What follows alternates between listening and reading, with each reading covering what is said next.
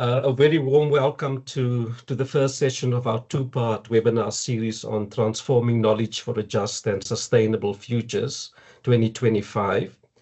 As you may have seen, the series is a collaboration between the University of Cape Town and Bristol under the UNESCO Chair in Transforming Knowledge and Research for Just and Sustainable Futures and the Canon Collins Trust. My name is Ivor Barges. I'm the Executive Director of the Canon Collins Trust. And as many of you may know, the Trust has a long history of supporting postgraduate students, including at UCT. And we continue to foster relationships with public higher education institutions to advance socially engaged scholarship, ethical leadership, and social justice. I'd like to acknowledge and thank Professor Leslie Powell from the School of Education at UCT, her colleagues Piwe Tlungulana and Helga Jansen, as well as Catherine Sofianis, who is Partnerships and Development Manager at the Canon Collins Trust, for their assistance in co-conceptualizing, planning and organizing this important series. Today, of course, we are excited to be joined by Professor Leon Tickley. Leon holds the UNESCO Chair in Transforming Knowledge and Research for Just and Sustainable Futures at the University of Bristol. I first encountered Professor Tickley's work through his research in TVET. However, over the years, he has developed vast research expertise in the fields of education for sustainable futures, working both internationally and within Southern Africa. Leon's interests include education systems that support sustainable livelihood, cities and communities, and responses to climate change and justice. His research explores critical themes such as the post-colonial condition, the impact of globalization on the global South, and the intricate relationship between quality education, inequality, and social justice. These themes are powerfully brought together in his book, Education for Sustainable Development in the Post-Colonial World Towards a Transformative Agenda in Africa. The book was published in 2020. Leon has been involved in more than 24 research projects and has published widely, as well as serving as the editor of 3 different journals. Now, I also recently learned, since I've joined the Canon Collins Trust, that Leon is actually a Canon Collins scholar who was supported by the Trust, and he is now joining the thinking well of the Trust as part of an exciting development, given how deeply his work aligns with the strategy of strengthening knowledge creation for just societies through socially engaged scholarship. In conversation with Leon today, we aim to expand the dialogue on how higher education, as he argues, can play a more pivotal role in creating new ecologies of knowledge and revitalizing the knowledge commons through socially and ethically engaged research. Leon's work is critical, given that we are living through a time of rapid transformation, politically, economically, culturally, and socially. I would like to highlight 4 themes that I think are important. Firstly, the impact of the ecological crisis and climate change are not only more visible today, but they are also being felt. We are navigating a complex polycrisis that deepens socioeconomic and political instability, disproportionately impacting on the global South. Thirdly, civil society organizations and civil and social movements have long highlighted the internal and external forces that demand accountability from governments and our institutions. And fourthly, as conflicts intensify across regions, refocusing on peace and stability is more urgent than ever. Many scholars agree that higher education should play a leading role in response to these challenges that demand new and deeper forms of understanding and action, so both theory and practice. They also bring into question the role of higher education in moments of crisis and the just transition. These include questions about the relevance of the universities, the structure, the way that knowledge is created. In other words, whose knowledge counts and what kind of knowledge is important to develop, the curricula of universities, and crucially, how universities engage with communities, particularly those from working class and impoverished backgrounds. These are some of the emerging issues up for discussion. So I'm going to hand over to Leon. We're looking forward to his presentation, and afterwards we will open up the floor for questions and discussion. Leon, over to you. Thank you very much indeed, Ivor, for that very kind introduction. And good morning, good afternoon, everybody. It's a great pleasure and privilege to be presenting here today at this inaugural webinar on transforming knowledge and research for just and sustainable futures. I'm deeply grateful to Canon Collins for the invitation. As Ivor mentioned, I am an alumnus of Canon Collins, and I benefited tremendously from a scholarship from them, which allowed me to embark on my academic career. So I'm particularly honoured to be speaking to everybody today. And of course, I would also like to extend my deep appreciation to Leslie and to my research team, Apiwe and Helga and Senza at the University of Cape Town, where we've been doing some ongoing work around engaged research, engaged scholarship, which I'll mention a little bit today. I'm going to now try and start the session and share my screen.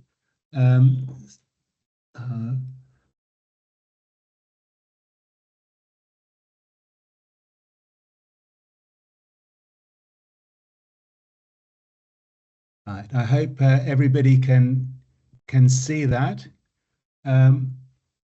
Ivor, can you see the screen okay? Yes, I can. Okay, great. And Ivor, thanks for that very important contextualization of the talk at the beginning. I want to build on that a little bit as I get started.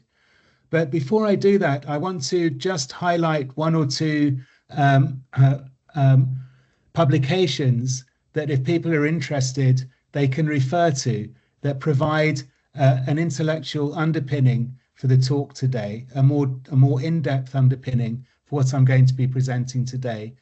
One is a background paper that I've recently written for UNESCO in my capacity as UNESCO chair on transforming knowledge and research for just and sustainable futures, that really provides a background, a more solid background to today's talk. But I'll also be referring to work that I've developed with colleagues at Bristol around decolonizing education for sustainable futures. Okay, so I'm going to refer in a moment to the Silo Work Commission and their report on the futures of education towards a new social contract for education. And this report is important in providing a global context for today's talk, because it argues the necessity for drawing on all of the world's archives, on challenging dominant knowledge hierarchies and hegemonies as a basis for realizing more just and sustainable futures. So it really argues that if we are to develop a new social contract for education, this needs to be built on a pluriverse of knowledge systems. The report critiques existing knowledge hierarchies and advocates for cooperation and solidarity to strengthen diverse knowledge systems. In this presentation, I will explore the concept of knowledge, the need for its transformation, and the role of higher education in this process. So just to go into a little bit more depth about what the report argues, it argues that anticipating futures is something we do all the time as humans. Ideas about the future play an important role in educational thinking, policy, and practice. They shape everything from students' and families' everyday decision-making to the grand plans for educational change developed in ministries of education. All exploration of possible and alternative futures raise profound questions of ethics, equity, and justice. What futures are desirable and for whom? And since education is not merely impacted by external factors, but plays a key role in unlocking potential futures in all corners of the globe, it is natural, if not obligatory, that reimagining our futures together involves a new social contract for education. Now, whilst I think that this idea of conceiving of multiple futures of education based on multiple lived experiences and knowledge systems is important, and I'll explain why I think that's important. I think it's also important to situate this idea of a new social contract for education within an understanding of organic crisis. In other words, I think it's really important, as Ivor was suggesting, to locate these current debates about transforming knowledge and research in relation to material analysis of what's currently going on in the world, the current crisis in global capitalism. And I think Gramsci's ideas about organic crisis are a particularly useful way of framing this. Of course, Gramsci was an important Marxist theorist in that he broke away from a deterministic view of Marxism based on economic determinism to understand how crisis, the nature of the current crisis, needs to be understood in terms of the cascading interdependence of not just economic, but political and cultural, as well as environmental factors. And I think the current significance, the current importance of understanding the environmental nature of the crisis gives an added meaning and impetus to how we conceive of organic crisis, although Gramsci didn't think about it in those terms. But of course, in economic terms, we've seen most recently, not just neoliberalism, the pursuit of neoliberalism, but neoliberalism on steroids that's really encapsulated in Trumpism and the pursuit of profit, the transformation of the idea of development into really the pursuit of real estate, as we've seen in his engagements in Gaza, in Ukraine, and elsewhere in the world.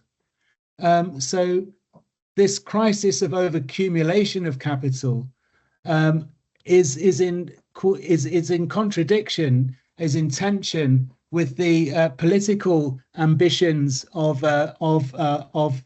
protectionism within the economy.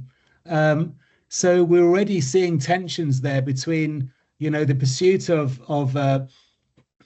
expansionist neoliberalism, extractivist neoliberalism, with a protectionist policy and the imposition of tariffs and so on.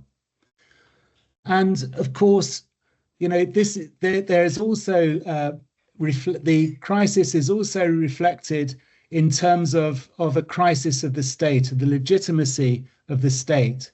And we see that very much within Trumpism as well. The emergence of a virulent ethno-nationalism, not just in the United States, but elsewhere, in the UK, for example, in Brexit. But also you can see evidence of it even in places like South Africa with the rise of xenophobia and so on. But most pointedly at the moment in the Gaza Strip and in in the settler colonialism and the Zionist project, which is based on an extreme ethno-nationalism. So this crisis is multifaceted, and it poses new kinds of challenges for education. Culturally, the crisis is manifest in the crisis of Western modernity itself. The idea of liberalism, of liberal development, has come under increasing attack, not just from progressive forces that have critiqued it for its assumptions about the monoculture of Western modernity that underpins current ideas of development, but most virulently from the right, the complete undermining of the idea of liberal aid and democracy as a basis for progress. And we've seen that, for example, in the savage cuts that have been made to United States aid. Underpinning these tensions and this crisis is, of course, the environmental catastrophe that we're encountering, which includes not just climate change, but also biodiversity loss and the pollution of land, sea, and rivers. So in many senses, this is an existential crisis that underpins the other dimensions of crisis. And it's in this context, colleagues, that we see the emergence in Gramscian terms of both hegemonic and counter-hegemonic discourses. The rise of Trumpism, the rise of the imposition of Brexit in the UK, the other kind of hegemonic discourses that we're seeing as well in education as well, for example, which we'll talk about in a moment. And what these visions do, these hegemonic and counter-hegemonic visions do, is they offer up solutions to the current crisis through articulating dystopian and utopian visions of the future. So in the case of neoliberalism, for example, the solution to the crisis is the ever-increasing search for profit. But then that's also countered in contemporary discourses around sustainable futures by more rights-based discourses linked, for example, to the United Nations and to UNESCO.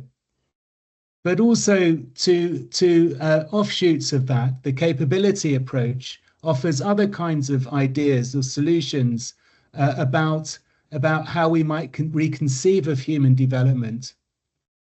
Environmentalist discourses offer a critique of anthropocentrism and a dystopian vision of what will happen to the world if we don't address climate change and the current environmental crisis that we're facing. And of course, we've seen within this current context as well, the crisis of Western modernity, the rise of decolonial critique.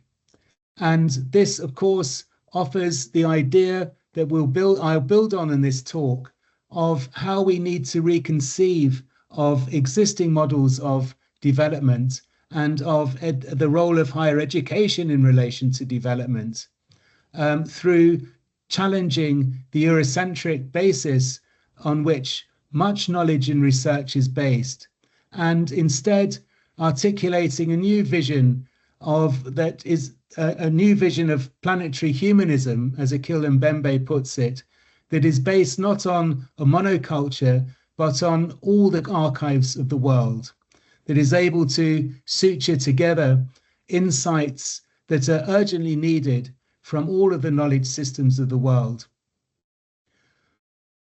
So education is deeply implicated, and higher education is deeply implicated in all of these visions, colleagues, and that's what I want to talk about in this talk today.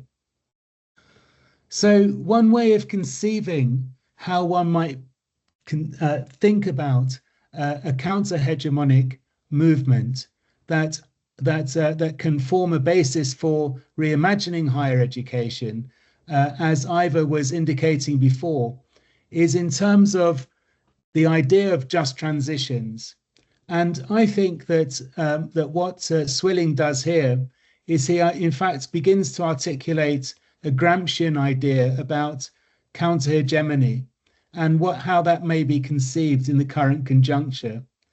So he talks about just transitions as a process of increasingly radical incremental changes that accumulate over time in the actually emergent transformed world envisaged by the SDGs and sustainability.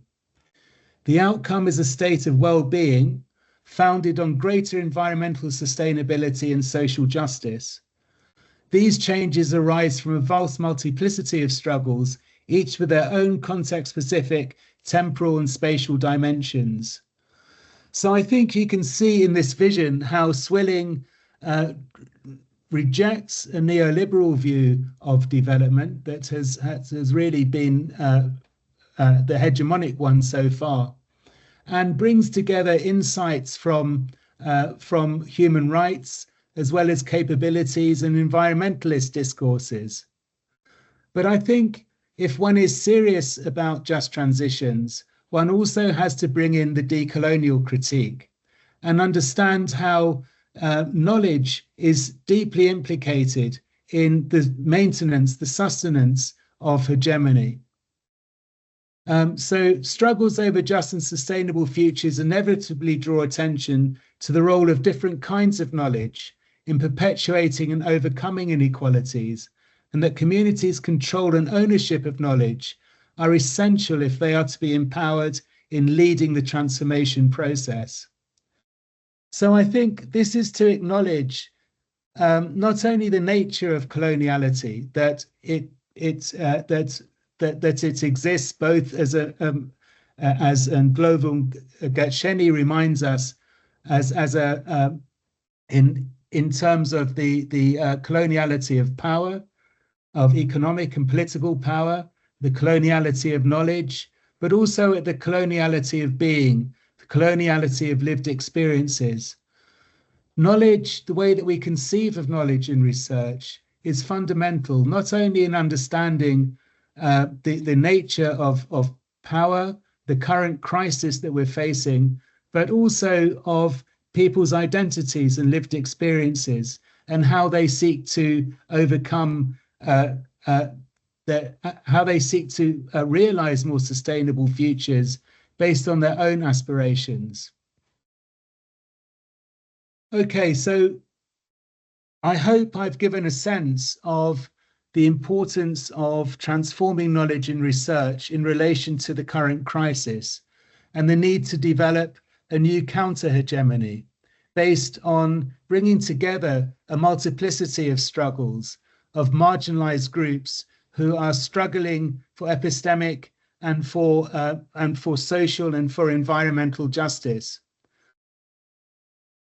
Now I want to turn to an understanding of knowledge in research itself, because I think this is really important to understanding. It's often neglected in many debates about sustainable futures and how and the role of the university. I think it's important for a start to think of knowledge at a general level as being culturally embedded and context specific. And this is important, colleagues, because I think we want to tackle the idea of universalizing knowledge and instead understand knowledge as emerging from cultural and social and environmental contexts. So knowledge in these terms concerns our understanding of the natural and social worlds as human beings. And in this sense, it can take many forms. It can be abstract, practical, experiential, emotional, spiritual, etc. And it's expressed in diverse ways as well, from abstract theorizing to forms of social interaction to artistic expression. And this is important if we want to begin to validate and legitimize different kinds of knowledge.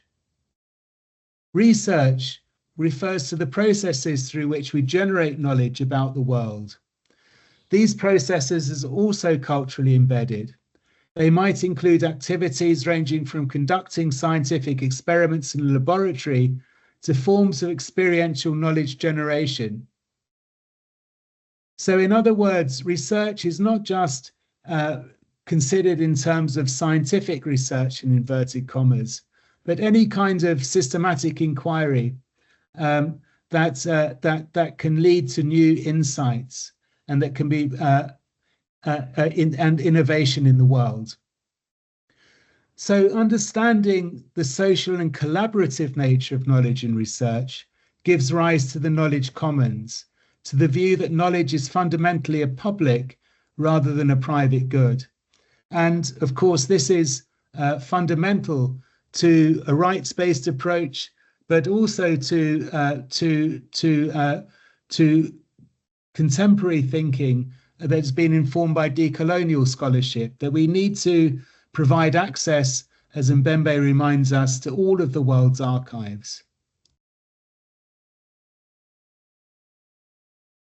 Okay, so it's also important, I think, to understand knowledge and research is situated within knowledge systems that include the people, institutions, technologies, and strategies involved in producing, circulating, utilizing, and governing knowledge. And I think this is important because sometimes I think we tend to reify knowledge. We tend to see it as fixed and universal in nature. We tend to romanticize and to see indigenous knowledge systems, for example, as fixed rather than as fluid, rather than as constantly emerging and developing, and of course, of interacting with other knowledge systems. And the same is true of the disciplines as we experience them in higher education in the curriculum. They are not fixed and static. They are also constantly developing and emerging, as philosophers of knowledge from Thomas Kuhn onwards have reminded us.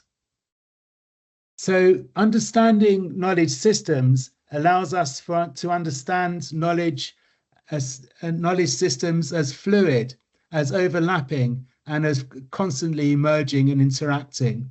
This is important because it's a way that we can begin to historicize knowledge and research, which is in itself very important. It also draws attention to language as integral to knowledge systems. And colleagues, this is crucial, and it's something that I think is often missed in many debates around, including debates around decolonizing the university, that it's through language that we access knowledge, and that the idea of a plurilingual university becomes very, very important, because it's through language that we access different knowledge systems, including indigenous and local knowledge systems. Knowledge systems are never neutral either, and this is important as well. They are always implicated in power relationships within society. It's another reason why we mustn't romanticize knowledge systems, including indigenous knowledge systems. But it also draws attention to, again, the historical aspects of knowledge and how they have been implicated in these wider processes of colonialism. And of course, European colonialism has been particularly influential in shaping existing knowledge hierarchies and hegemonies, leading to the universalization of so-called Western science and the undermining and in some cases erasure of many indigenous and non-Western knowledge systems through processes of epistemicide. So understanding knowledge in relation to power is very important and has important implications for the role of the university going forward. And of course, through colonialism, we've seen the hegemony, the dominance of a particular view of knowledge, of so-called Western scientific knowledge systems. But I've put Western in inverted commas there purposefully, because of course we know that actually the scientific disciplines drew extractively on other knowledge systems linked to other civilizations that existed before the European Renaissance and Enlightenment.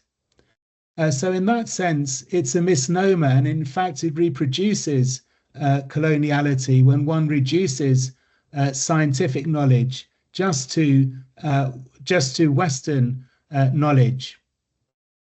But of course, modern scientific knowledge did coincide with European colonialism, and it's often been served to legitimize the colonial project. We've seen in apartheid, of course, the role of scientific racism in legitimizing apartheid and racism. We've seen it in patriarchy, how scientific knowledge has been used to legitimize patriarchy, as well as other kinds of dominance. But of course, the way that scientific knowledge has developed under colonialism has been in terms of what Viswanathan and others have described as scientism. This is a particular view or approach to science that isn't actually universal, that actually is ideological and is linked to the perpetration of particular interests. But it's the idea that you can separate out fact from value, that you can stand objectively and observe and understand and control and dominate the natural and social worlds, that has led to the instrumentalization of science to support particular economic and political agendas. And of course has led to devastating effects in terms of the natural environment, because this view of science as objective, of neutral, of dispassionate, has led to the objectification not just of human beings but of the natural world, and is the legitimization of its exploitation for the pursuit of narrow economic interests. So I think, the decolonial critique has been particularly important and powerful in drawing attention to some of these dynamics. Many of the arguments that I've rehearsed so far, of course, have been put forward by many decolonial and post-colonial and anti-colonial scholars over many generations and years. I think the question facing us, though, in terms of knowledge and research is, yes, we recognize the coloniality of knowledge and research. We recognize the extent to which it's been implicated in inequality, in oppression over many centuries. But the question is, what do we do about it? And it's here, colleagues, that I think we need to move beyond the decolonial debate, or much of the decolonial debate, to consider how we transform knowledge, given this history, given its coloniality, into knowledge and research that can form a genuinely counter-hegemonic role, that is useful for people, for marginalized groups, as they struggle to realize more sustainable futures, how they struggle to tackle the problems of unsustainable development.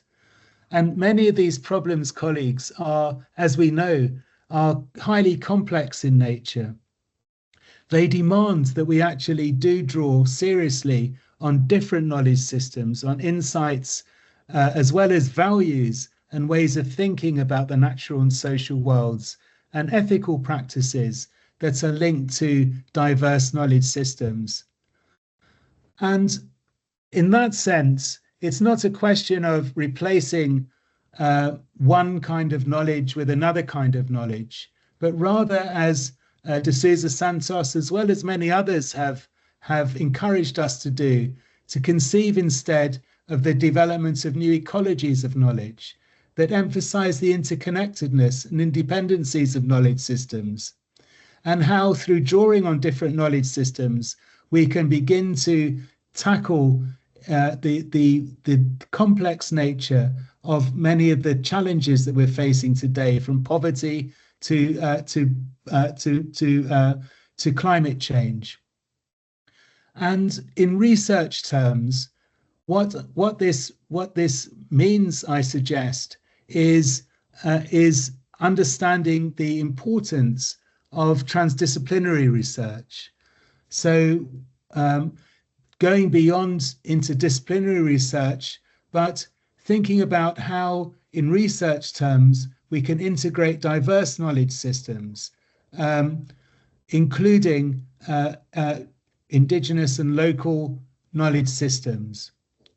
And I want to argue that this involves processes of knowledge co-creation, involving the intended beneficiaries of research in the research process itself. And it involves equitable partnership working, mitigating power differentials between partners in research. And I'll talk a little bit about what this means in practice and the challenges that are involved in this as we go forward.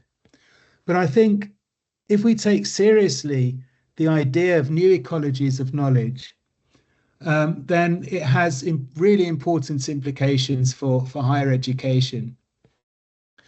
But developing a counter-hegemonic knowledge project also means expanding, democratizing the knowledge commons. If marginalized groups who are struggling against oppression, who are struggling to realize more just and sustainable futures, are to realize their aspirations, then they need to have access to knowledge.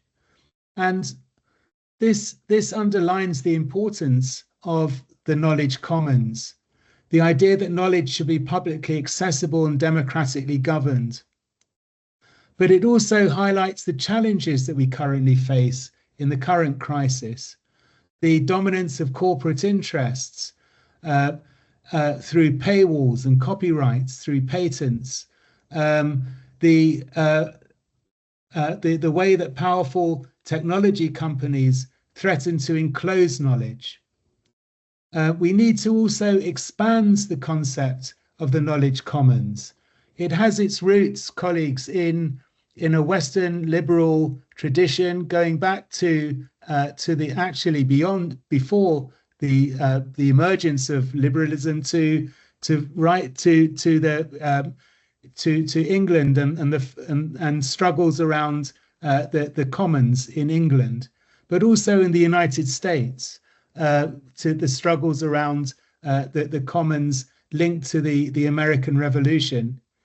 But of course, the idea of the knowledge commons has much more diverse roots than that. We need to actually decolonize the term itself and understand that within many knowledge systems, many knowledge traditions, the idea that knowledge is not an individual but a collective good has been very important way of passing knowledge through generations.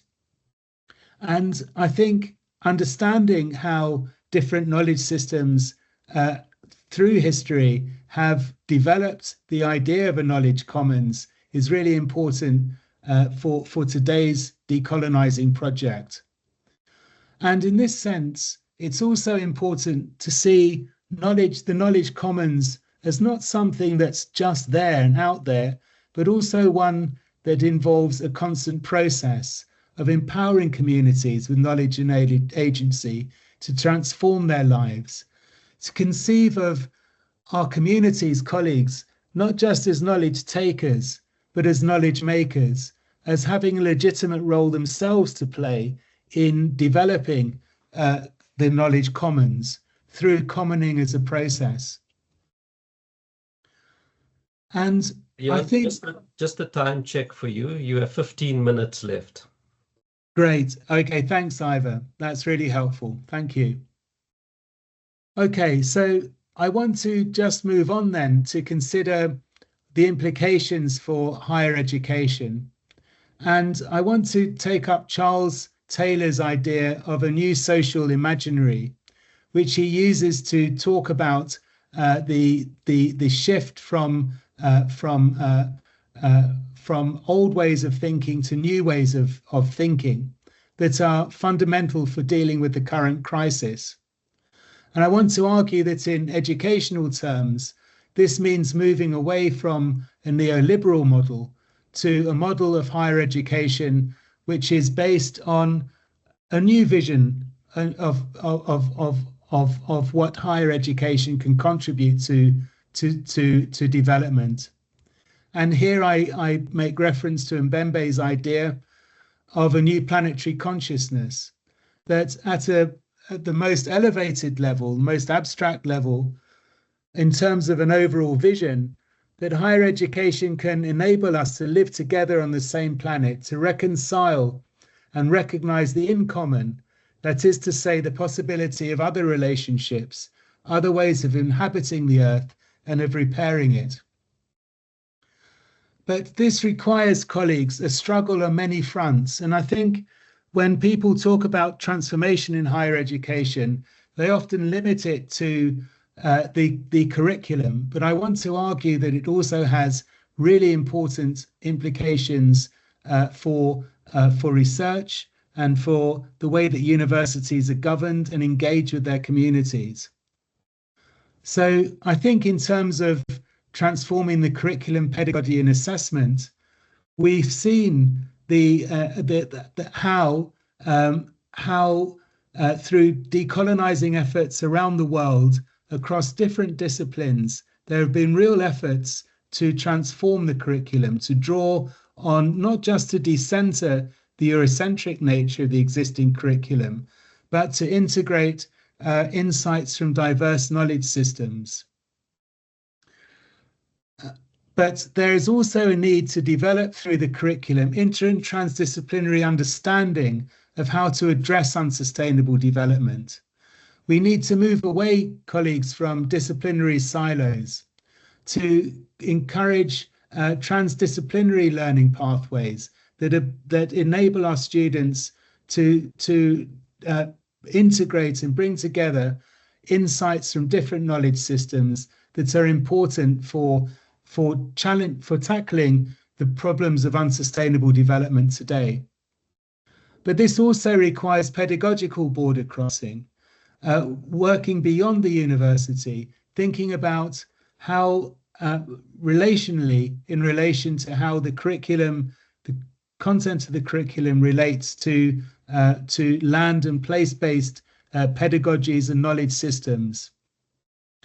Language has an incredibly important role to play in this for reasons that I've already argued, and the importance of plurilingualism as a basis for thinking about the future of higher education. But we also need to understand the role of assessment. I think often this is underplayed, and often this is not something that's adequately grappled with. And it's one of the barriers that I think stands in the way of transforming the curriculum. But closely linked to transforming the curriculum, of course, is transforming research. And here, through transdisciplinary research, it's possible to develop new ecologies of knowledge that can then feed into the curriculum. And we've seen that, colleagues, in our research, that ongoing research at the University of Cape Town on engaged research, whether it's in the field of psychology or in health, how working with communities in genuinely engaged ways can create new kinds of knowledge that can then feed into the curriculum and can inform new generations of practitioners with the kinds of insights that they need to tackle the problems that they will face as professionals in the world. But underlying these wider transformations is the necessity to democratize our universities, to challenge the instrumentalism of the way in which the missions of the universities are themselves defined, So discourses around the fourth industrial revolution and so on often underline the instrumental role of the university. But of course, I argue that the university must be seen more in terms of its contribution to the knowledge commons and the public good. This, of course, has implications, as the Fees Must Fall movement reminded us, about the way that universities are funded and the importance of widening participation, the struggles around widening participation in different parts of the world.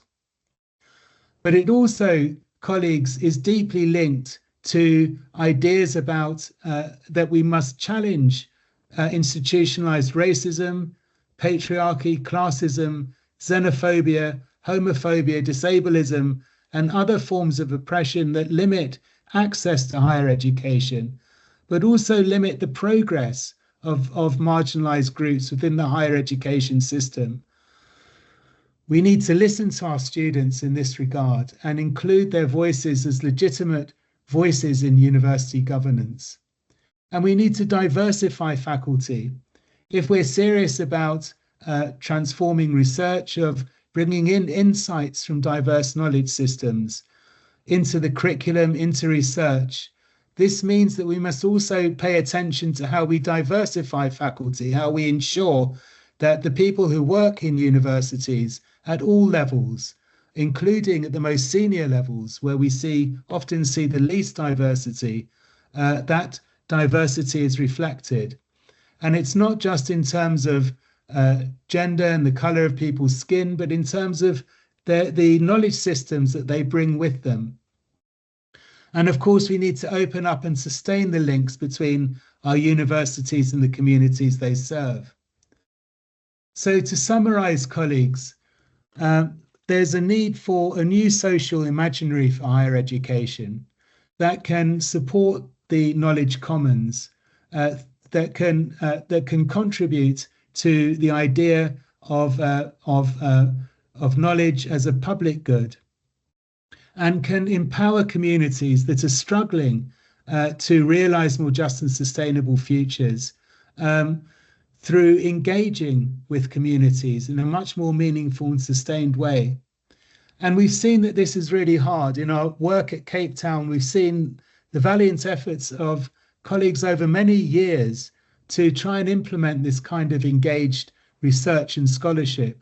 And it's not easy, colleagues. It takes time, it takes commitment, and it means overcoming the many of the barriers that are faced in higher education, whether those are barriers of funding, of disciplinary siloing, of people, protecting academic tribes and territories, but also of the challenges of working with breaking down the traditional barriers between higher education and communities, and the distrust and distance that has often emerged as a context in that context.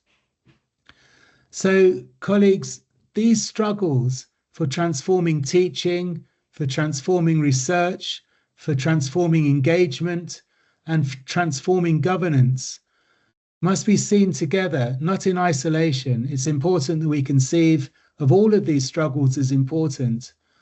What you see in the screen in front of you is an ideal vision, a vision of what ought to be in Gramscian terms of higher education. Of course, the struggle is ongoing, and it's a constant struggle on all of these fronts. But we need to maintain this struggle, colleagues, and see it in a wider context of struggling for conceiving of higher education, not as itself, not just as a private, but as a public good, which is critical, and to support, of course, the public funding for higher education. So, colleagues, higher education is deeply implicated in struggles for just and sustainable futures. But if it's going to realize its role, then higher education itself needs to be fundamentally transformed. And organizations such as Canon have a really important role to play in this through the kinds of scholarships that they're able to offer, for example. So I think there are important questions for us, colleagues, arising from this. How can we further promote the integration of diverse knowledge systems in higher education? What are the challenges and opportunities in implementing engaged research and knowledge co-creation? How can we ensure that the transformation of knowledge and research benefits marginalized communities and contributes to a more just and sustainable world? Thank you, colleagues. Thank you very much, Leon. I'm going to ask you to leave the last slide up for people to see. But thanks for a really very nicely prepared, very insightful presentation. And I can't help but think about the work of some of our associates. I see that we have Enver, Motala, Salim Valley, and Salim Badat present here because all three of them have been involved in talking to this issue in a similar way. So hopefully we can have an exchange with them and others. But colleagues, at this point, I'm going to open it up for, we have an hour for some questions and comments. So please feel free to raise your hand, turn your camera on and put your question to Leon.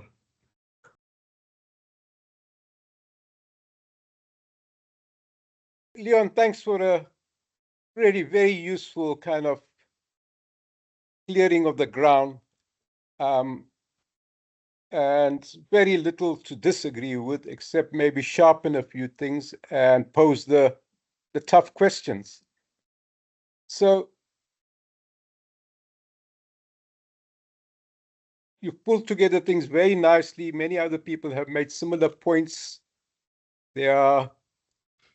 Certainly we are not where we were 5 years ago in terms of greater appreciation, especially in the North, about the need for what I would call de-imperializing knowledge, alongside us decolonizing knowledge and so on, and the fundamental role of universities.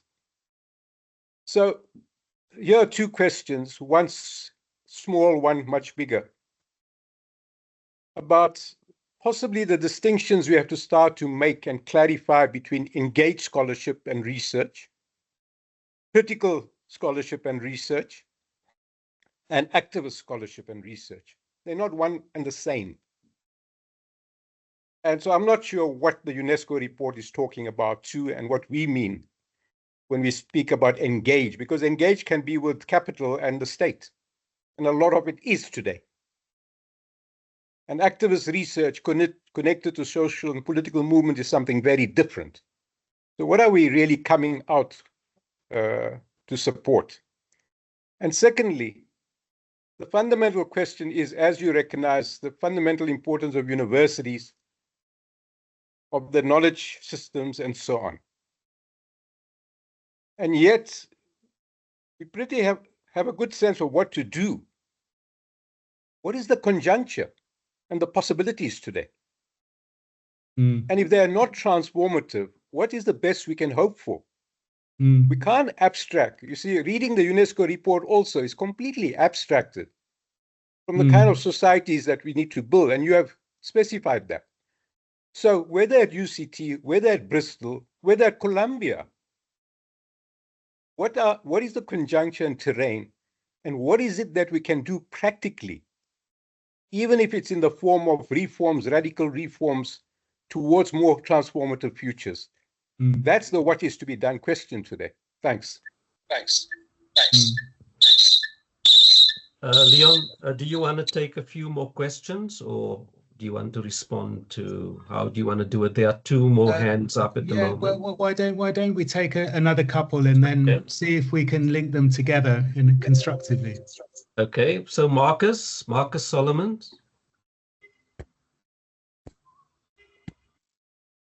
Can you hear me? Yeah, we can hear you, Marcus. Go ahead.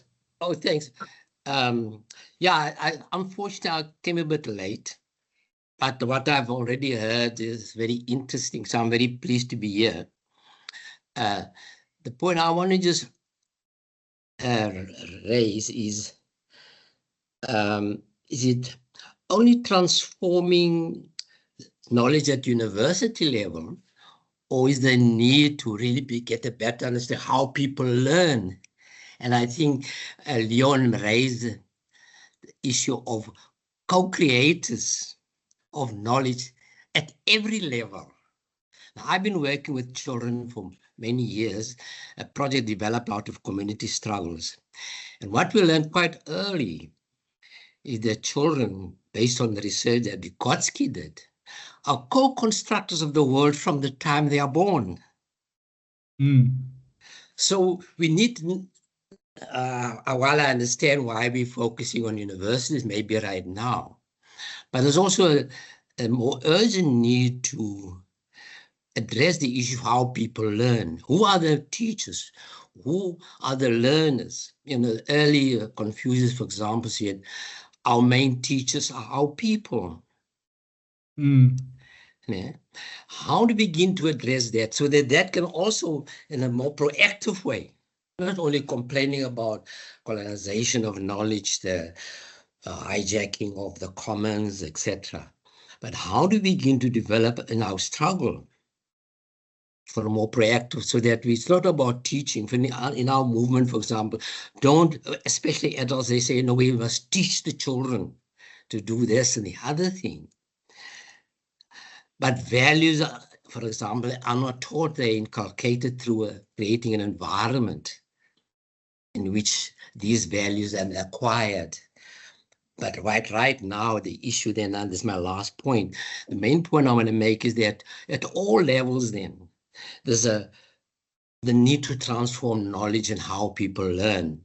Who are the teachers? We are all teachers. When I was at SECIT, for example, we say we are at all times both learners and teachers.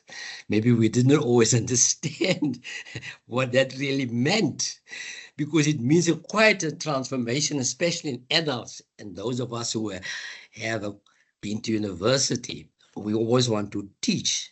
In the meantime, there's a wealth of knowledge that children at a very early age have, especially now.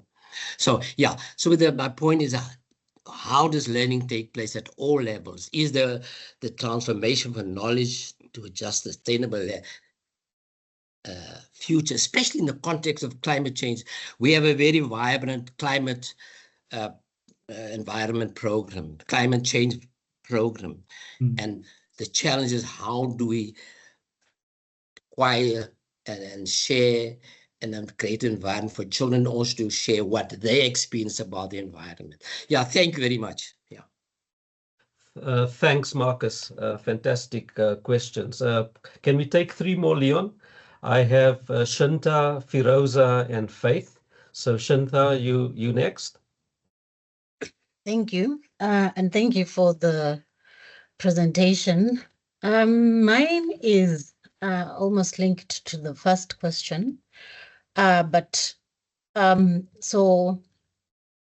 one of the groups or people, perhaps movements or whatever, that is trying to decolonize knowledge but operationalize the theory is feminists.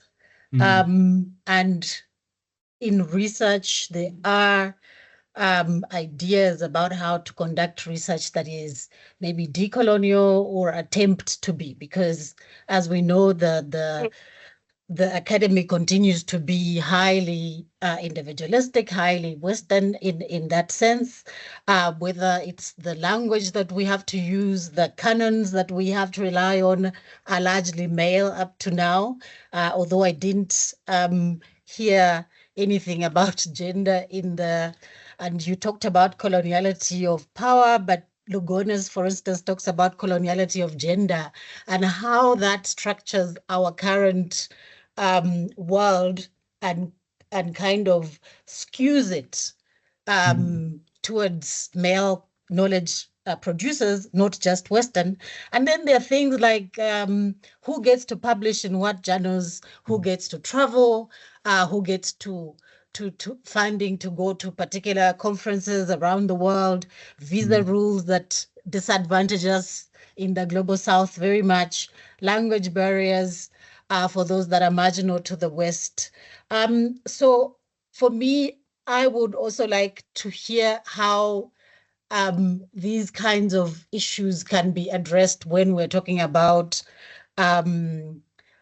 transformation, epistemic transformation, and how maybe the corpus of knowledge that has already been created by feminists, particularly when it comes to operationalizing decolonization, dealing with patriarchy and how it has structured our knowledge systems, how those kinds of thinkers can be brought in.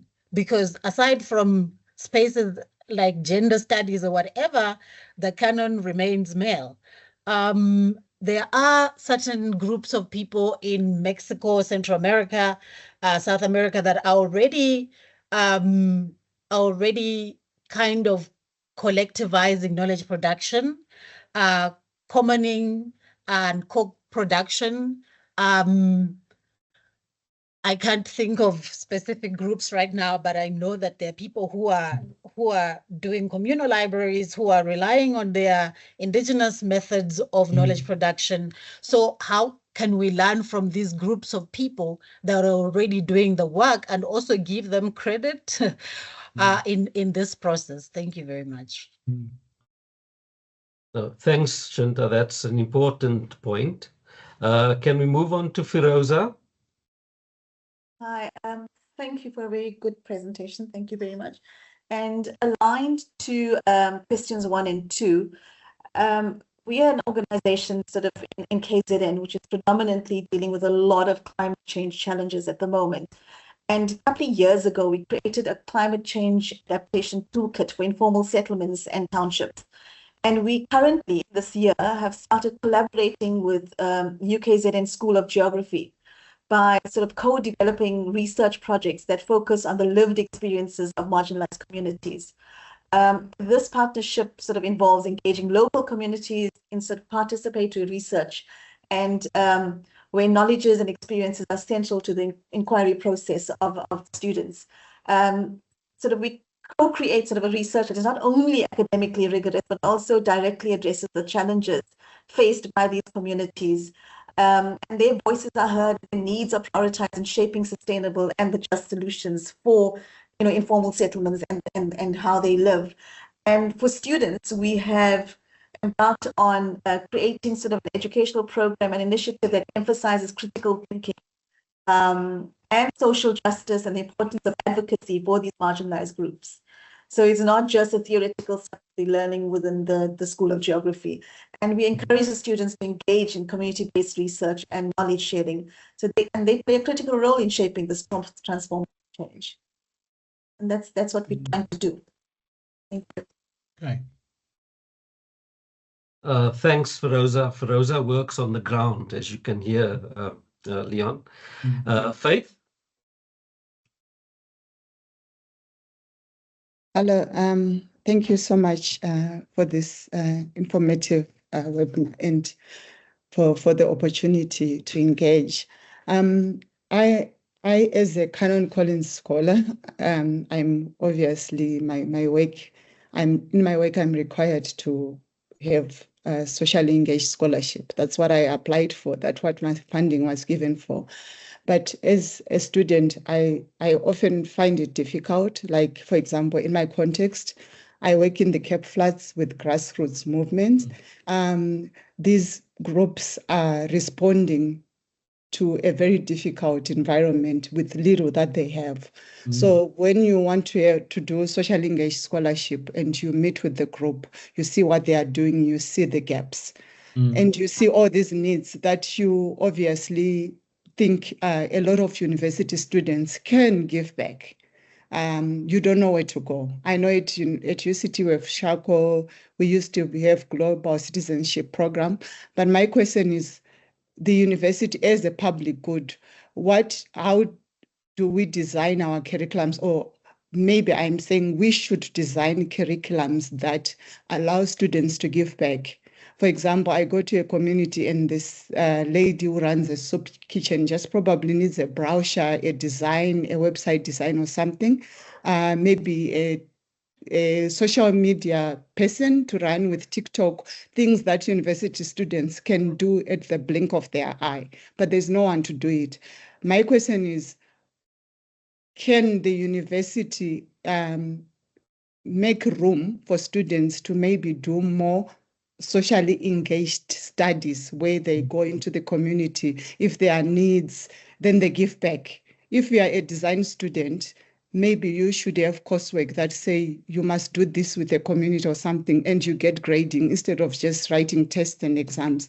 So I find it to be a gap and a limitation. I don't know if it's a question or a comment, but I just feel if you are going to decolonize the university, and we are using taxpayers' money, NSFAS, Canon Collins funding, all sorts of funding, Wellcome Trust, we should, in our scholarships, give back to the community. But I feel now I'm frustrated. I don't know where to go or who to ask with a to-do list I have from community grassroots that so-and-so needs this, so-and-so needs this. How can we help them and students, and still as students who are working hard and we don't have time always, but if that's going to be part of our grading systems, or we are going to get credit instead of just coursework, because that is the practical work university students are being trained to do. It's not just the university. You need to work with people. If you're an education student, you have to teach at some point. Why don't you get credit by doing 5 to 10 hours of extra classes with matric students in English, for example? Thank you. Thank you. Thanks a lot, Faith. I'm going to just ask our next person to just hold back so that we can give Leon a chance to respond to that load of questions. So there you go, Leon.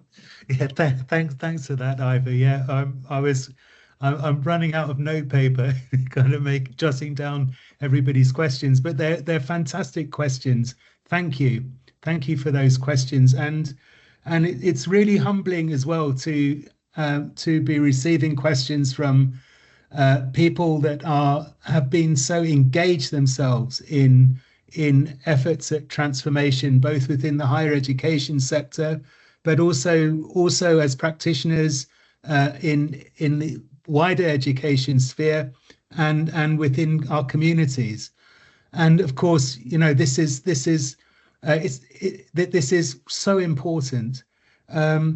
So Salim, I think, you know, this question about how we conceive of engaged research is really important, and it came up, you know, in our research. Apiwe is in the room, and she can kind of attest to this. That, you know, there are obviously, as you're indicating, you know, different models of engaged research, from, you know, people who work with industry to people who work in deeply transformative, socially just, engaged ways with communities. So, and with activists. And I think we need to be careful, I think, not to, you know, whilst I agree with you about the importance of, you know, activism and working with activists, I think we also need to think about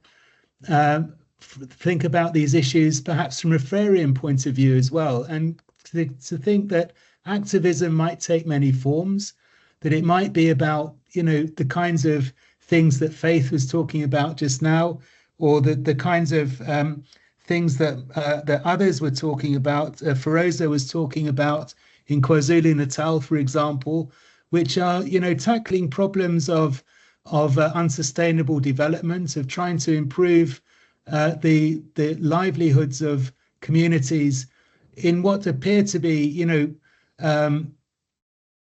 ways that aren't, you know, activist in inverted commas. But of course, we know from Freire that it's through engaging communities in a sustained way around tackling the everyday problems of poverty, of illiteracy, of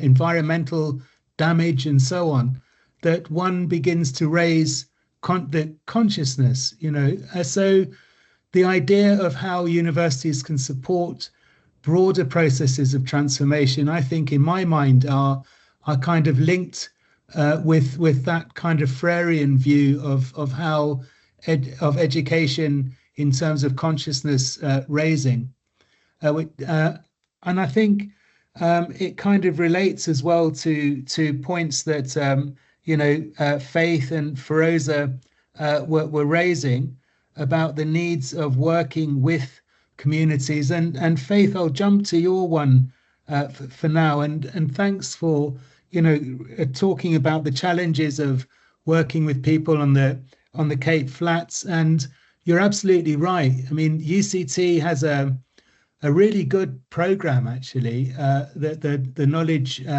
exchange program, where they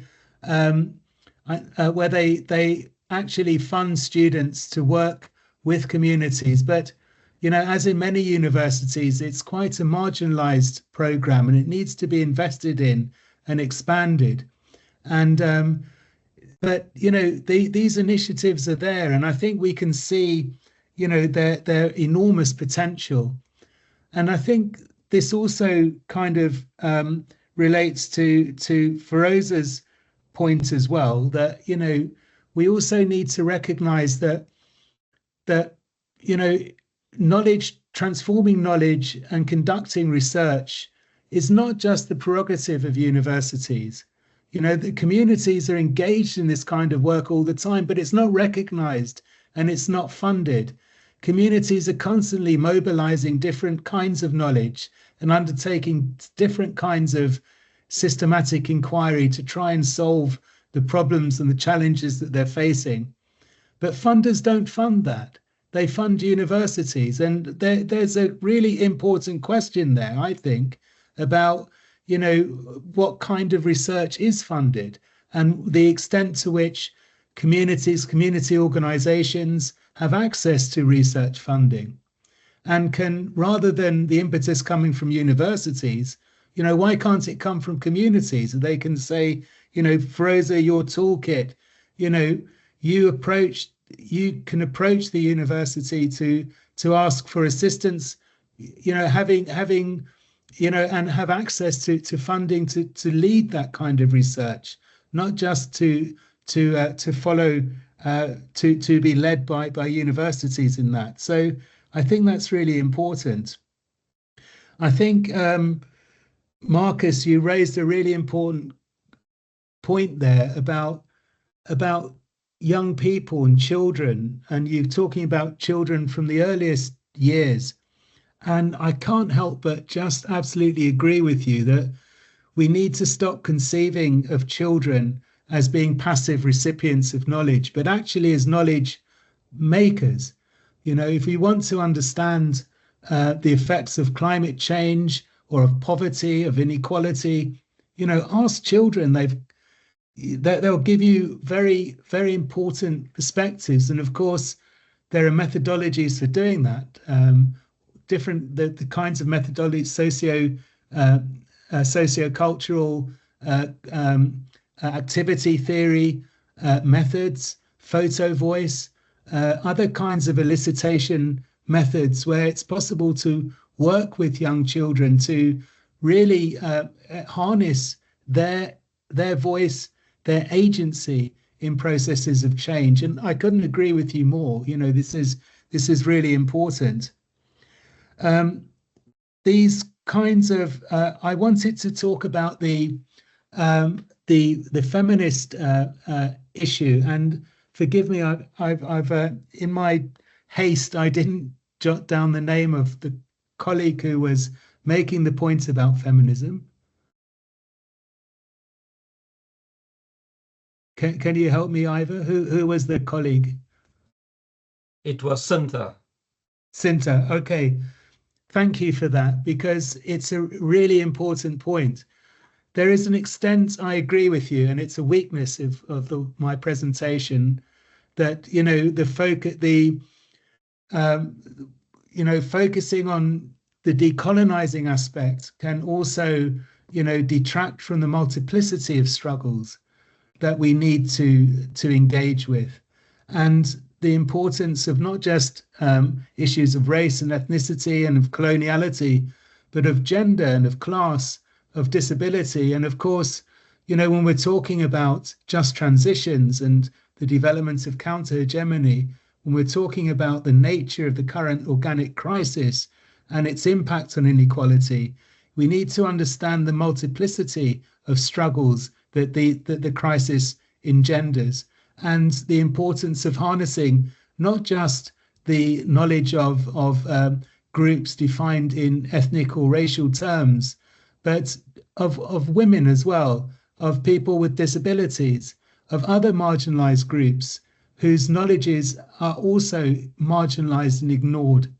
And I think, you know, the contribution of feminism, you know, has been particularly important, as you indicate. And, you know, I can't really add more to what you said about the importance of that, except to say that, you know, actually, the importance of feminist knowledge and research is not just reflected in the curriculum, but also in the research process itself. Part of what we looked at, part of, you know, the ongoing study we're undertaking at UCT, that people like Judy Favish have been involved in for a long time, you know, has been this very careful work with communities around engaged research, engaged scholarship, and it requires an ethics of care. What we've noticed is actually, you know, that lots of this work, this very careful, painstaking, emotionally draining work of working with the most dispossessed and marginalized, is being led by our women researchers, female researchers. So, you know, and underpinned by, you know, feminist concepts such as an ethics of care and so on. So I would absolutely acknowledge your point and extend it, if I may, as well, to the research sphere. Salim, going back to your question, you asked perhaps the most, you know, profound question in the current climate, you know, both in South Africa but internationally, where we see, you know, an assault on higher education. You know, the very idea of higher education, you know, perhaps most pointedly in Gaza at the moment, you know, where you see the absolute destruction of the higher education infrastructure, of scholasticide, but also, you know, the ideas emerging in the United States and in Israel about how, you know, what the new higher education system in Gaza might look like, you know, which is basically, you know, the complete instrumentalization of higher education to create a workforce that's useful for Israel's future economic development. So, you know, that's, of course, you know, an extreme case in inverted commas, but we see that kind of instrumentalism, that attack on the idea of higher education as a public good elsewhere in the world. And so your question, you know, to what extent is this kind of transformation possible, you know, is one actually you're much better placed than I am to begin to address. And you've dedicated your career to these processes of transformation in, you know, through your various roles.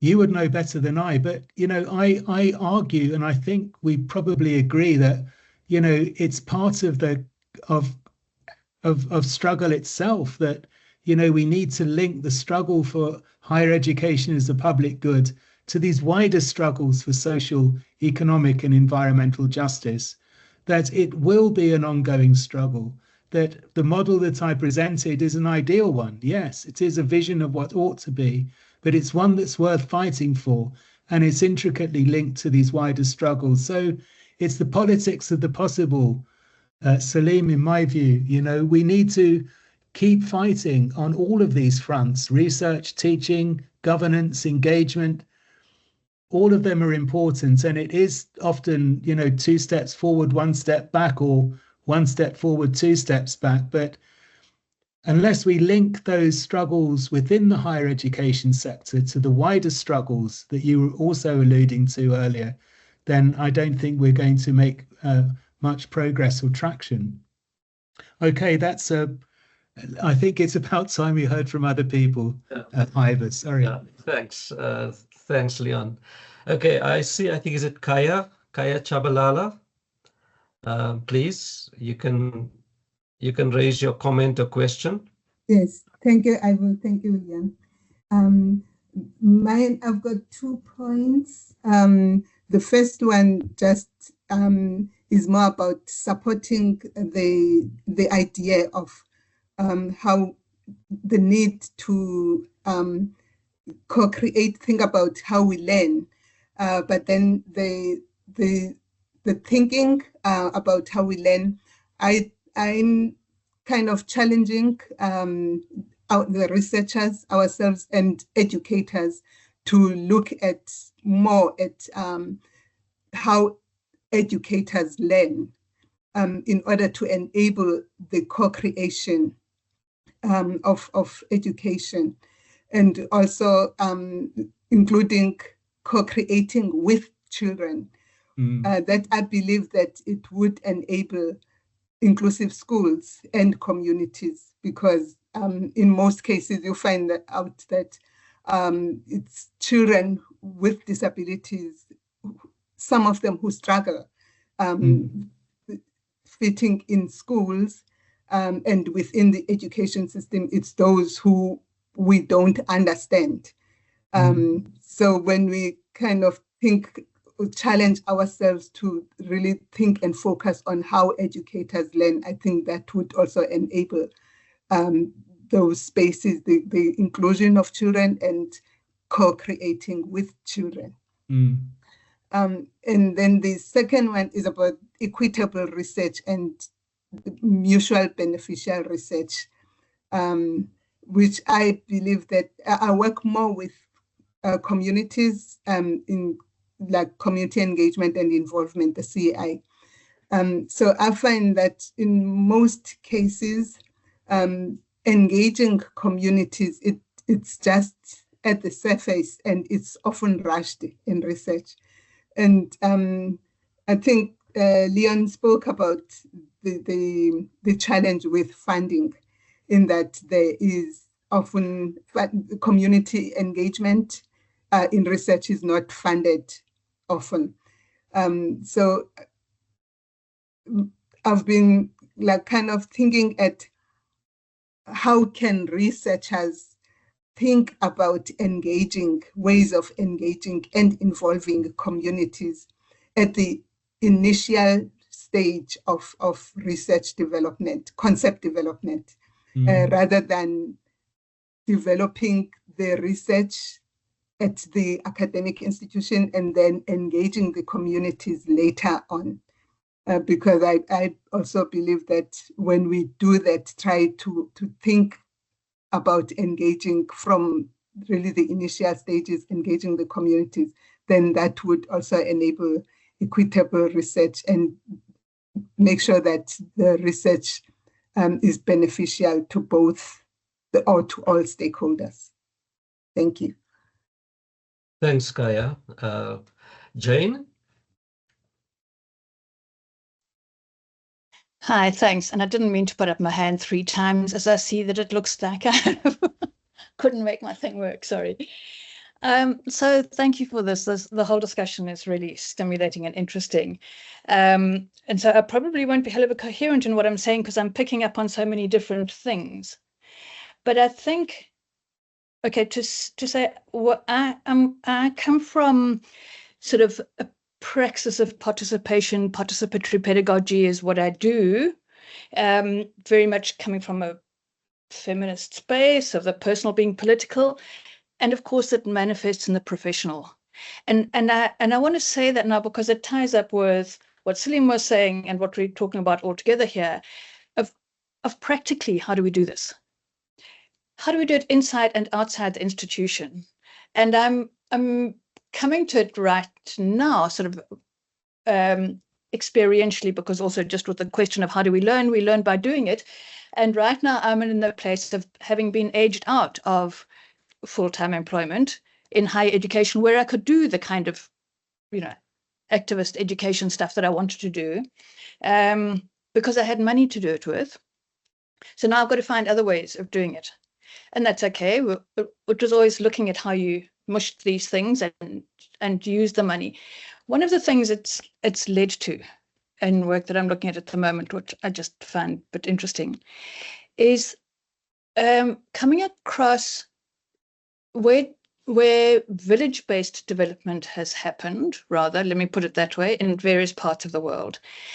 One of the kind of more success stories was a guy who was saying, when asked how you did it, it was like, we used every kind of state grant going, but used it collectively.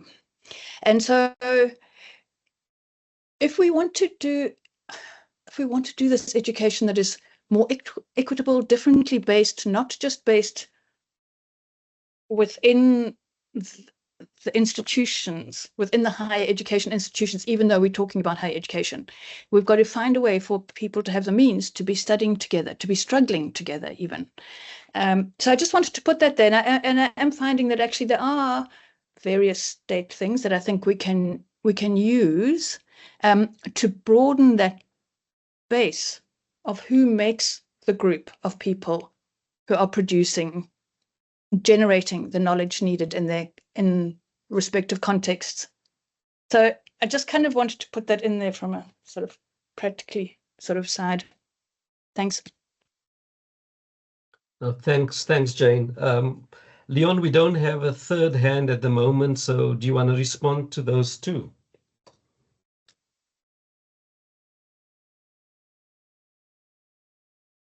You're on mute.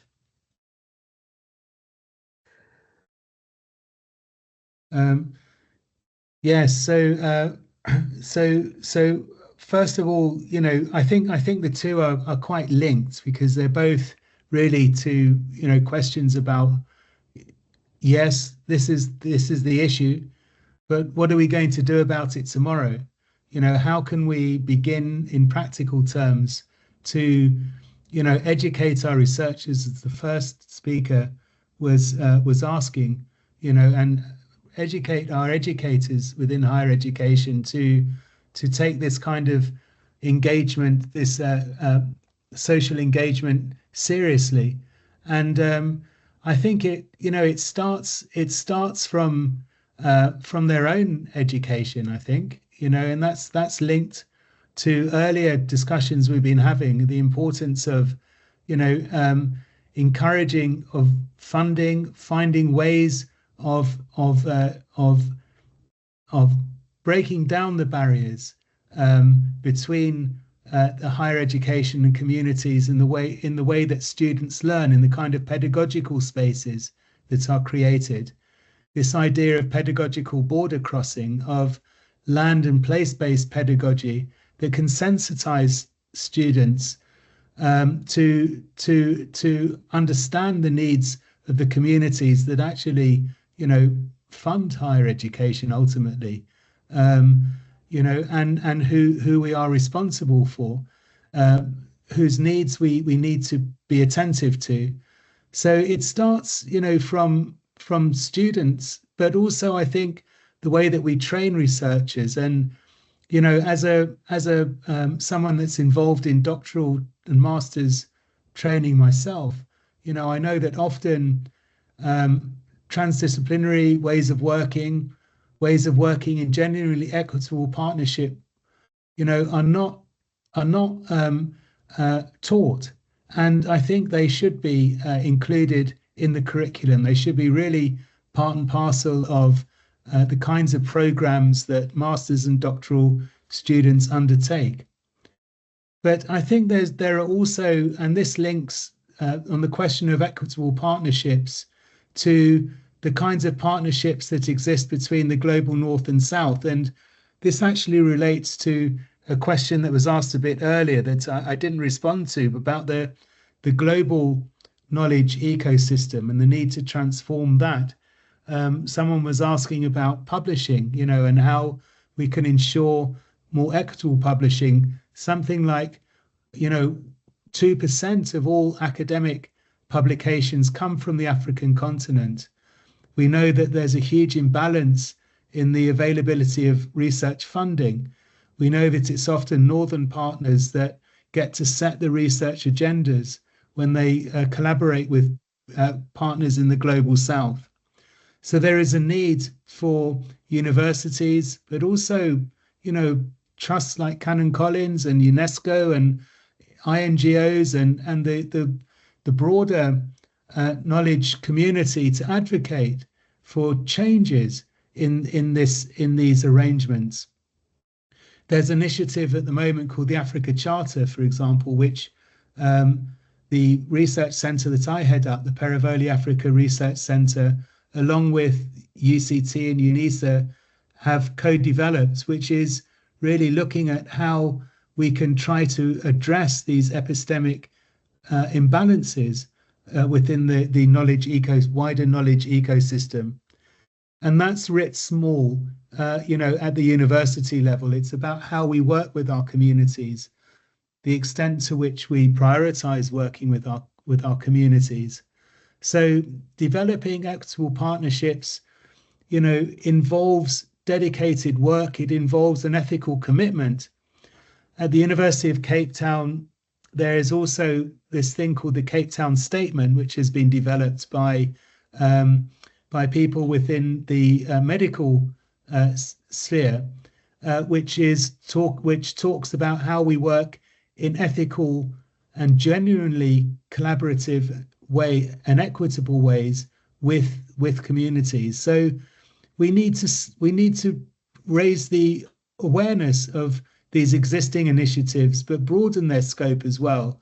Make sure that ideas about equitable partnership working are ingrained in research training and in the other ways in which universities work, within the ways that teaching programs are designed as well.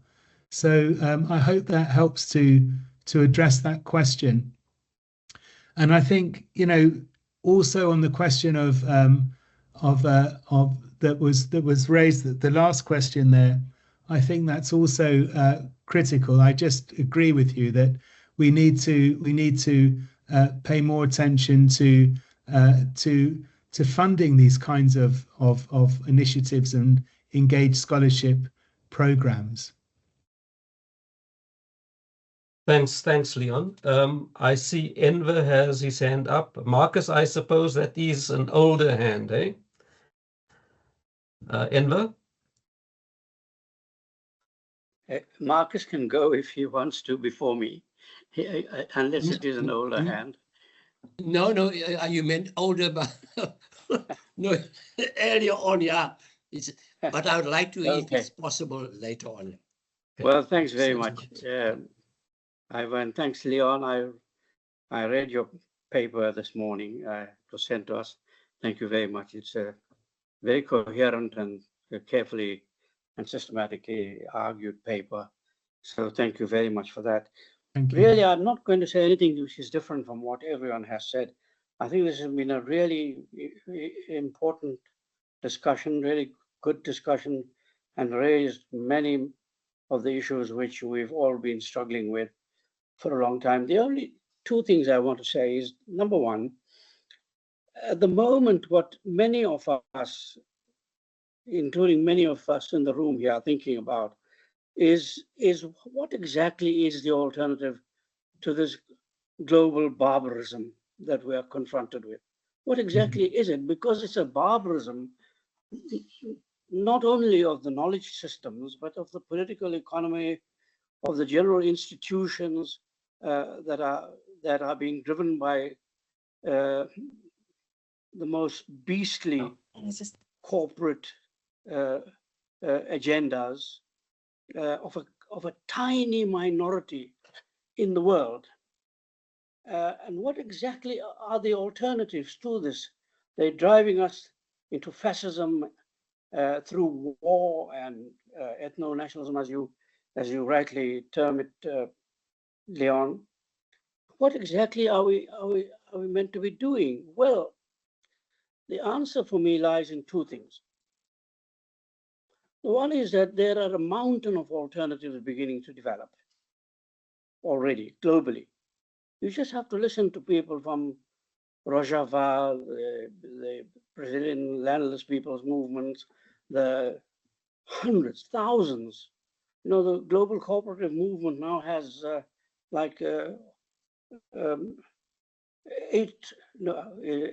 250 million people involved in it in one way or the other.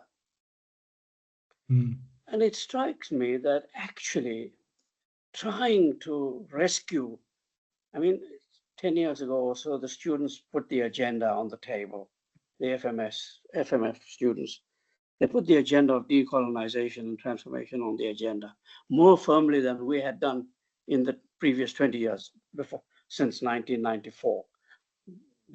Because of the very direct need that they felt for transforming the institutions of higher education. My view is that I don't think we can rescue the present institutions. You know, yes, I know about this question of reform and cumulative processes and so on and so forth. But as they are presently structured, not only universities, but every social institution which presently suffers from the dominance of this hegemonic global culture are becoming increasingly not just redundant, but violently oppressive, even more and more violently. Universities are so fully complicit with what's going on at the moment globally, so utterly complicit. You know, all the people who are radicals within them constitute such a tiny little minority. They are so utterly complicit for the 1,000 reasons that you suggest in your paper. All those reasons actually point to universities being complicit. I think we have to rethink completely a set of knowledge and social institutions based on a completely different idea of what kind of social relations we want to engender in society and what kind of new society we want to build. I think the opportunity is being presented to us now even more by the contradictions which are surfacing as a consequence of what we're seeing in the world, not just Palestine, Sudan, Myanmar, Congo, Haiti, etc., comes extension of the ideas of neoliberalism, etc. I think we have to rethink institutions quite completely, knowledge institutions, because universities are so complicit that to try and rescue them in their present form, I'm not saying we don't have to develop knowledge, please, let's be quite clear about this. But you just, you know, if you working where we have been, all of us in the universities, we've been saying these things for I don't know how long, and it's not making any real difference at all. So that's the first thing, is we have to conceptualize an alternative knowledge system, which is not based on these kinds of institutionalized and hegemonic, whether they, and everything is implicated in them, patriarchy, racism, colonialism, everything. So that's the first point at the conceptual level. At a practical level, I would say, building on what many others have said, including what Jane has said, there's terrific examples beginning to develop globally about how you can begin at the local level.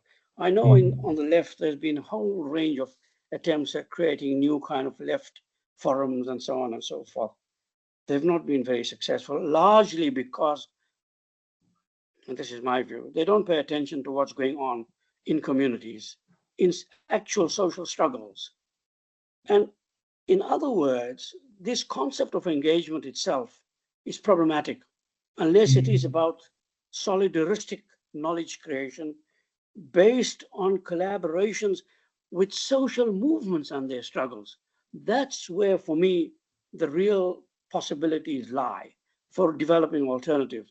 Social movements in communities around specific issues, trying to resolve the immediate contradictions, but also pointing by doing that to the larger, longer-term possibilities for social reorganizations. In other words, for the reorganization of social relations is what we have to follow very, very carefully. That's what we're trying to do.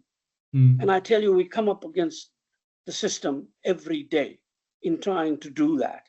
And it's not just at the level of funding and the crazy ethical rules that you get in universities.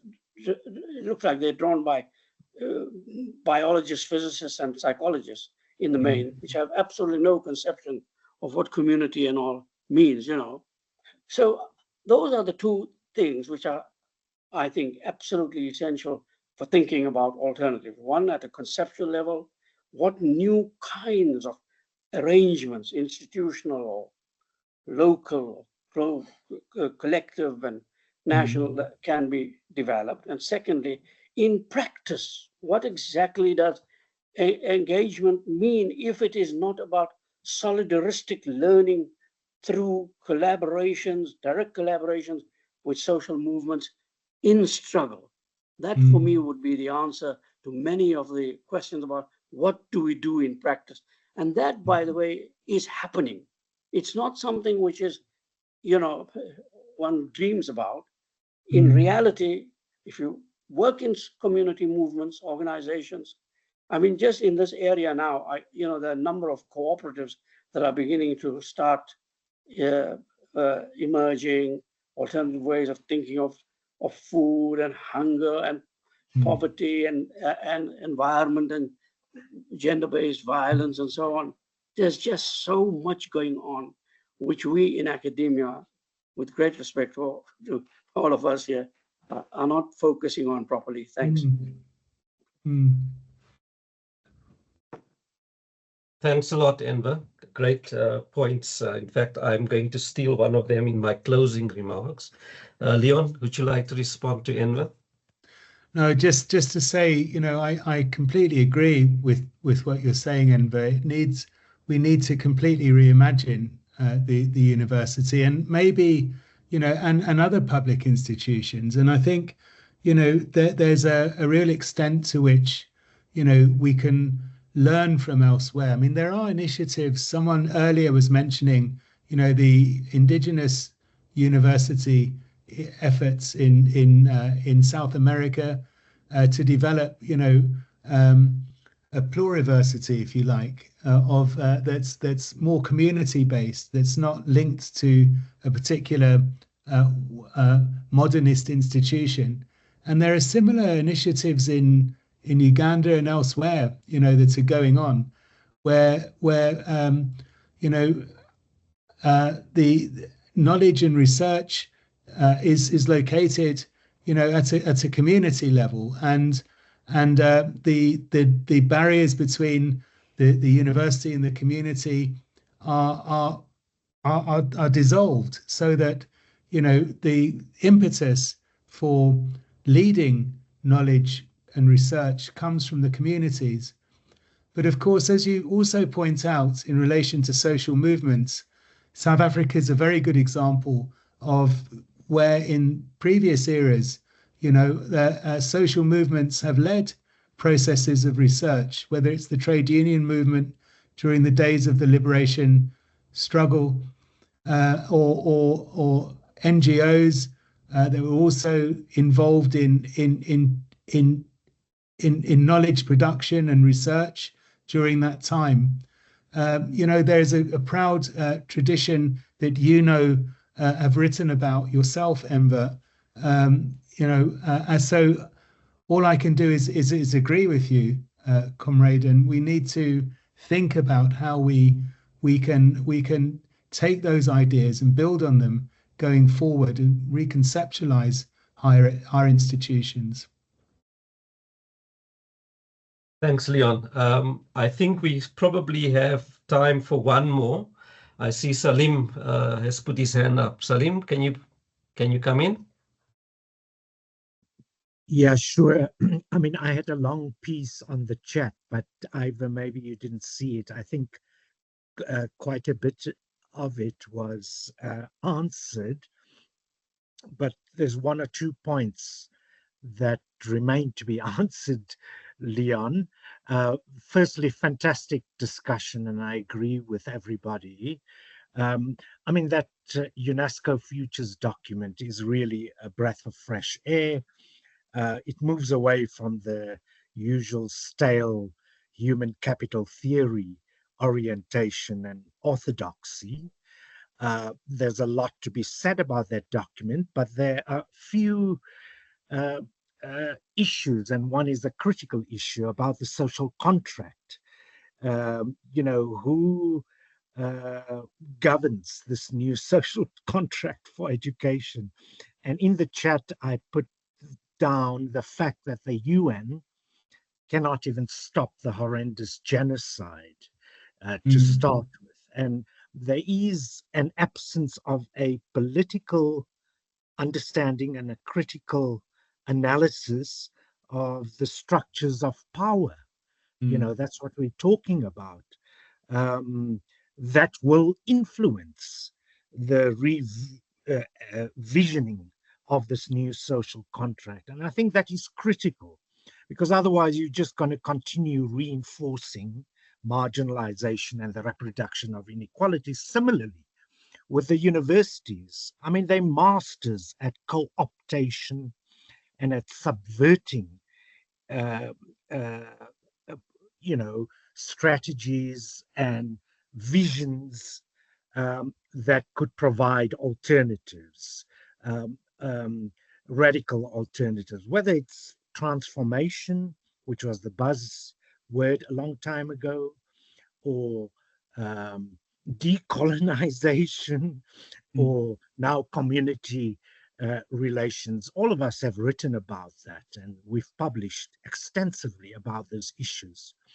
So what I'm saying is, what would be new is to call them out, is to, and that's why I think Salim talked about moving beyond abstraction and concretely, because all of these issues and the rhetoric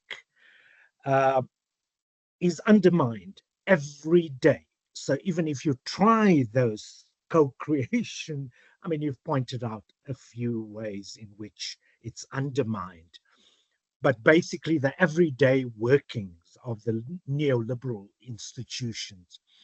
I think a lot of us put, you know, we fight for the space. It's a site of contestation. It should truly be a public good, but it isn't. And we don't put enough emphasis on the forces outside the ivory tower and the gates of the university and linking up. So I basically, in the chat, also wanted you to talk about your own work, Leon, with what must be the litmus test for all scholars, which is the scholasticide and genocide.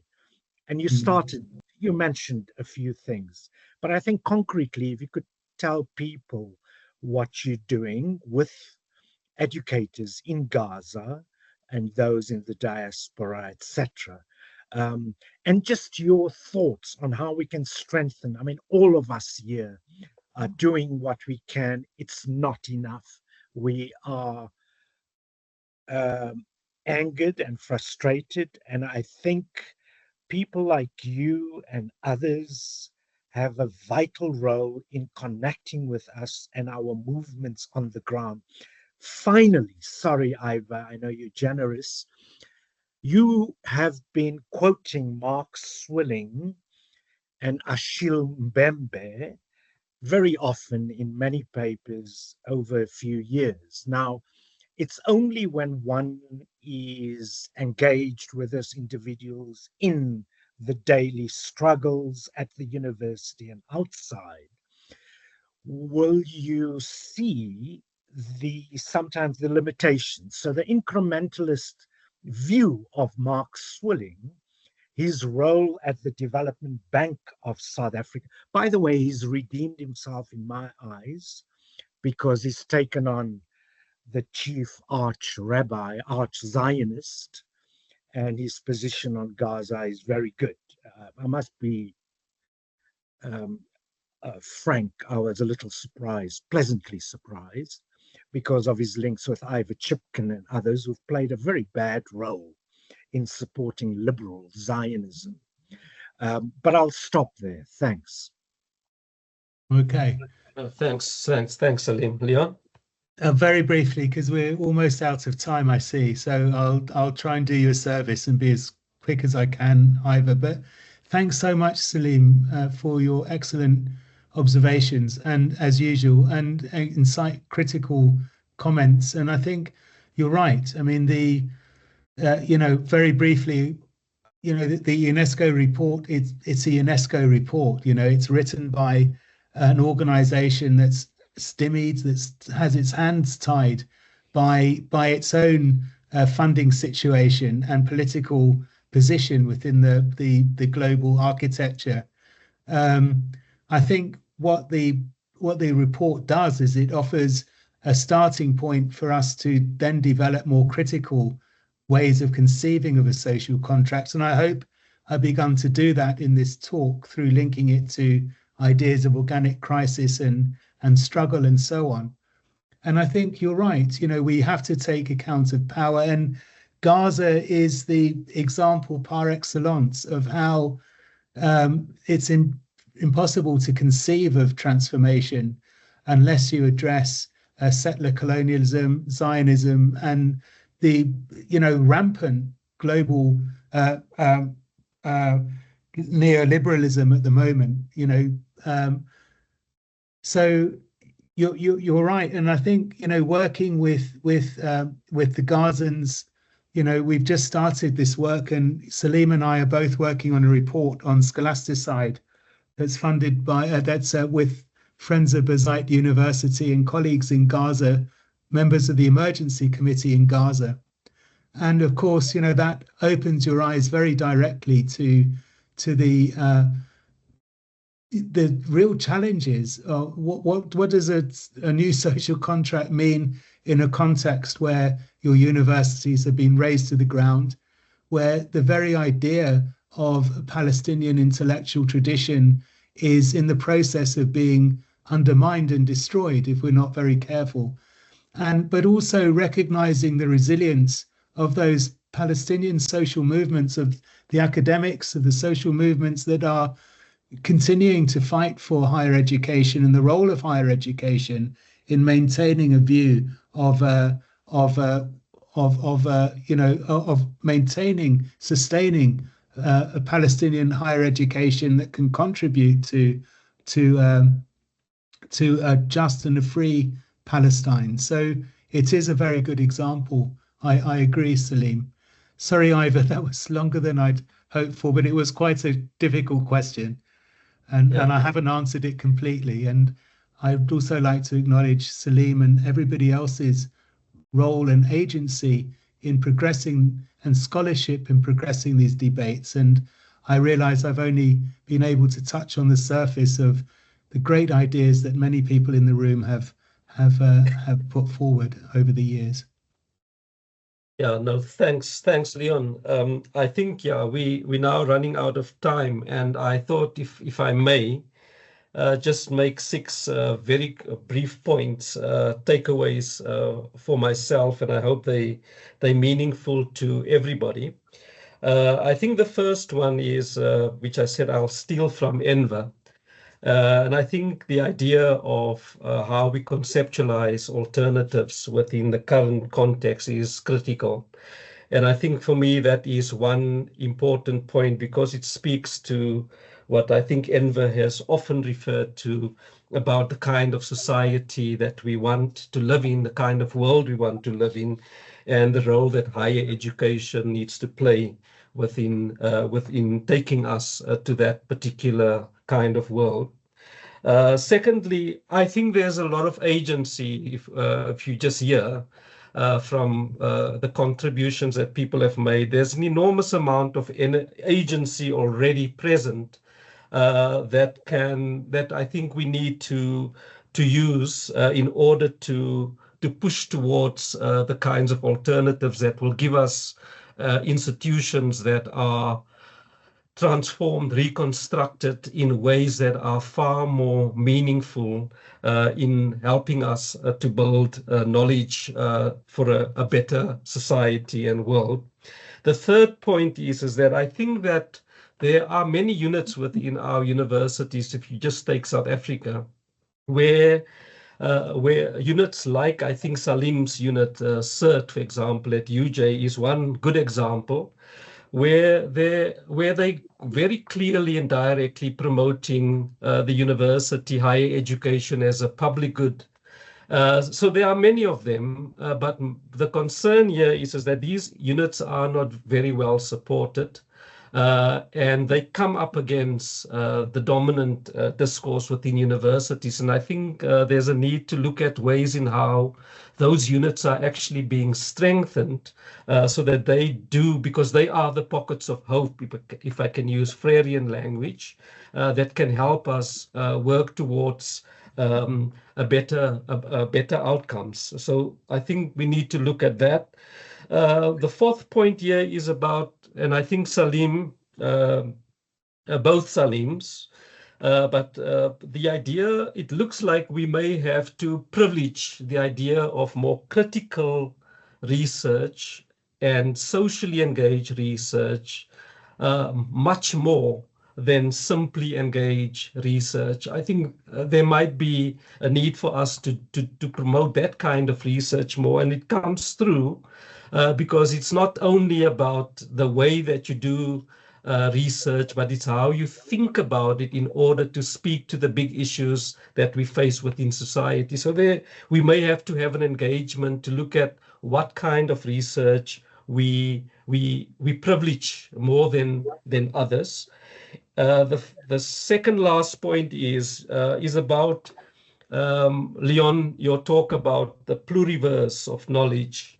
And I'm always a little bit careful around the pluriverse of knowledge, because one has to guard against how forms of knowledge like critical feminist theory, for example, is not being drowned out by other knowledge, forms of knowledge, because within the pluriverse of knowledge, you still have transformative and reformist forms of knowledge that seem to be the reformist forms of knowledge that tend to dominate. So how do you ensure that the voices of the feminists who make significant contributions to how we need to read and act on the world, those contributions, how we recognize them? And lastly is how we begin to think about much broader public engagement, in particular how we engage with communities, and to make sure that, and I think you've made the point, how the knowledge dissemination from the ground up combines with knowledge that people construct in higher education to help us promote a better society. So those were the 6 points that I have taken from the discussion. And I want to, before I ask you to make a final comment, Leon, the series is a 2-part series, but I would like to add a third one to our discussion, and I thought it might be useful to bring Salim and Enver, the two Salims and Enver, into the conversation, and some of our feminist scholars. So I will share a third webinar proposal with everybody to see whether it is something that they would like to engage with. But just to say that our second webinar is taking place on the 8th of May. And we have two speakers who will participate in that event. The one is Radha de Souza, who is at University of Westminster, and Rebecca Talo, who will contribute to the discussion on the 8th. And then, of course, I am proposing a third webinar, which we will put together and share with everybody and send out invitations. Okay, with that said, Leon, I'm going to hand over to you to make any final comments. Well, Ivy, really just, I think I've said a lot already. So just to thank everybody. And, you know, some of the points that have been raised there by yourself, I think are really important. That, you know, it's not a relativist argument, the pluriverse argument. It's a deeply ethical and political argument about linking knowledge and research to ongoing processes of oppression, of resistance, and of struggle. And in that sense, not all kinds of knowledge are validated in the same way, as you rightly point out. So that's a very important qualification. Thank you. Okay, then thanks a lot, everybody. Thanks for all the questions. It feels like we need an extra hour, Leon, but all things need to come to an end. So I just want to say thank you very much to the team for organizing the event and for the contributions, the attendance, and it looks like we have every reason to keep this conversation going. So, Leon, thank you very much, and I hope you enjoy your last few days or weeks in South Africa, and we will be in contact. Thank you, everybody. Thank you very much. I appreciate that. Thank you, everybody, for listening. Thank you.